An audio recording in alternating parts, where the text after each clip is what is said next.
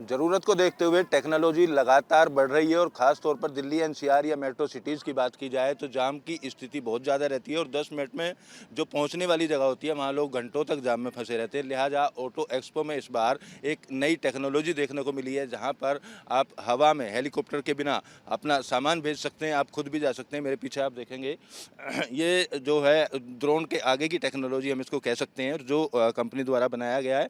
इसको एक बार चार्ज करने के बाद 300 किलोमीटर तक ले जाया जा सकता है और इसके अंदर तकरीबन 100 किलो के आसपास की जो क्षमता है वो सामान ले जाने की होगी और आने वाले समय में पैसेंजर भी इसमें जा सकेंगे और सिटी के अंदर अलग अलग इसके पोर्ट बनाकर चलाने का पूरी तरीके से जो तैयारी है वो हो चुकी है। फिलहाल ऑटो एक्सपो ग्रेटर नोएडा में आकर्षण का केंद्र ये बना हुआ है। हमारे साथ मैम मौजूद हैं। मैम, किस तरीके से क्या टेक्नोलॉजी है इसके बारे में बताएंगे? जी मेरा नाम वैशाली न्योटिया है। हमारी कंपनी का नाम ब्लू जे एरो है। हम हैदराबाद बेस्ड हैं।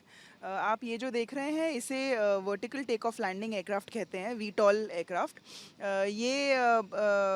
ये वाला जो प्रोटोटाइप आप देख रहे हैं ये बैटरी पावर्ड है। और जैसा आपने बताया, आगे जो हमारे एयरक्राफ्ट्स बनेंगे, एक तो कार्गो के लिए बनेगा जो हमारा रेंज टारगेट रेंज है 300 किलोमीटर तक जा सकेगा और 100 केजी उठा सकेगा। और पैसेंजर वाला जो हम बनाएंगे वो उससे बड़ा भी होगा, कई ज़्यादा लोगों को भी ले जा सकेगा और उसकी रेंज भी ज़्यादा होगी। तो हमारा मकसद इसको बनाने का यही था कि हम रीजनल मोबिलिटी को सॉल्व कर सकें। और जैसे मतलब टियर 2 टियर 3 सिटीज़ हैं और अर्बन मोबिलिटी, जैसा आपने कहा कि सिटी के अंदर भी सामान पहुंचाना है या लोग जाना चाहें तो एक अर्बन मोबिलिटी के हिसाब से वो भी ये कर सकेगा। तो इनिशियली तो हमारा यही मकसद है कि हम रीजनल मोबिलिटी को सॉल्व कर सकें, remote areas, hilly areas, difficult to reach areas, क्योंकि इसमें पायलट की ज़रूरत नहीं पड़ती है। ये जैसे आपने देखा ये ऑटोनॉमस है, तो ये खुद ही उड़ेगा, खुद ही लैंड कर सकता है। और फ़िलहाल तो बैटरी पावर्ड है। बाद में हम जो टेक्नोलॉजी यूज़ कर रहे हैं, हम खुद की प्रोपल्शन सिस्टम बना रहे हैं, वो हाइड्रोजन से पावर रहेगा, हाइड्रोजन और बैटरी। तो उससे इसे रेंज अच्छी मिलेगी। और क्योंकि इसमें पायलट की ज़रूरत नहीं है तो ये जितनी बार आप उड़ाना चाहते हैं ये उतना उड़ सकेगा। कब एक तक एक मैम, अगर सीजन में। अगर बात करें, जैसे नई टेक्नोलॉजी दिखाई दे रही है तो लोगों में दिलचस्पी रहती है कब तक ये चीज़ें आ जाएंगी, कब तक वो यूज़ कर सकते हैं, तो जी प्लान क्या है कंपनी का? जी, तो देखिए हम रेगुलेशन अथॉरिटीज़ के साथ क्लोजली काम कर रहे हैं। डीजीसीए है यहाँ पे, मिनिस्ट्री ऑफ सिविल एविएशन के नीचे। तो ऐसा है कि जो कार्गो वाला हमारा एयरक्राफ्ट ब्लू जे रीच जिसे हम कह रहे हैं, वो तो अगले साल तक हमारा टारगेट है कि अगले साल तक मार्केट में आ जाए और रीजनल मोबिलिटी की यूज़ केस सॉल्व कर सके, जो 100 केजी उठाएगा, 300 किलोमीटर तक जा सकेगा। वही टारगेट है। और उसके बाद अगले 2-3 साल में जैसे सर्टिफिकेशन मिल जाती है और ये सही कॉरिडोर्स बन जाएंगे, तब ये हमारा पैसेंजर एयरक्राफ्ट भी रेडी हो जाएगा। और जैसे ही परमिशंस मिल जाएं हम ऑफ कोर्स इसको मार्केट में ले आएंगे। कंपनी की बात की जाए तो इस टेक्नोलॉजी को बनाने के पीछे क्या सोच रही, क्यों मतलब ऐसा बनाया कुछ? जी, सबसे पहले तो ये था कि जैसे मैंने कहा रीजनल मोबिलिटी का अब हम देखते हैं कि कई जगहों में जैसे टियर 2 टियर 3 सिटीज़ हों, वहाँ पे एयरपोर्ट्स हैं ही नहीं।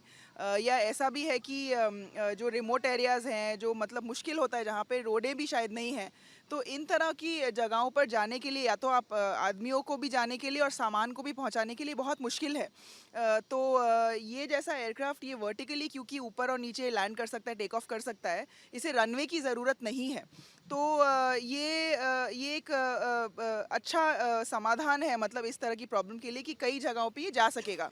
और दूसरी बात ये भी है कि ये क्योंकि हम ये वाला तो बैटरी से पावर कर रहे हैं, बाद में हाइड्रोजन से भी करेंगे, तो ये एमिशंस इसके ज़ीरो होंगे, तो ये एनवायरनमेंट के लिए बहुत अच्छा है। तो लॉन्ग टर्म पर्सपेक्टिव से और अफोर्डेबिलिटी पर्सपेक्टिव से हमें लगता है कि इस तरह की तकनीक जो अब हम जैसी कंपनियां भारत में कर रहे हैं, ये ज़रूरी है कि हम यहाँ से बनाएं, मेड इन इंडिया जैसे बोलते हैं, और विश्व में इसे फैलाया जा सके। ये लोगों के लिए बहुत बेनिफिशियल होगा। अभी तक ऐसा दुनिया में कहीं पे ऐसे स्टार्ट नहीं हुआ है। चाइना में ऑफ कोर्स कर रहे हैं, पर हमारा यही मकसद है कि ये एनवायरमेंटली सस्टेनेबल रहे, मतलब सिंपल एंड सस्टेनेबल हमारा टैगलाइन है। तो ये एनवायरनमेंट के लिए भी सस्टेनेबल रहे, इसे एक बिज़नेस की तरह चलाने के लिए भी, लोगों के लिए भी, सामान पहुंचाने वगैरह के लिए भी। तो उस हिसाब से हमने यही सोच के बनाया है कि रीजनल मोबिलिटी की, कार्गो और पैसेंजर्स की यूज़ केसेस सॉल्व कर सकें। कि ये ऐसे इलाके होते हैं, खासतौर पे सेना की अगर हम बात करें तो वहाँ नहीं पहुँच पाते, तो क्या आर्मी के लिए भी प्रोवाइड कराएंगे अगर आगे ज़रूरत पड़ती है? एब्सोल्युटली, इनफैक्ट हमारी बातें चल रही हैं डिफेंस के साथ, तो एब्सोल्युटली क्यों नहीं, मतलब जिनको भी यूज़ आ सकता है, चाहे वो आप स्टेट गवर्नमेंट्स देखें, डिफेंस देखें, लॉजिस्टिक्स कंपनीज देखें, ऑफशोर मैरिटाइम कंपनीज देखें, मतलब जिनको भी इसकी यूज़ केसेस दिखाई देती हैं, हम उनके साथ काम करेंगे।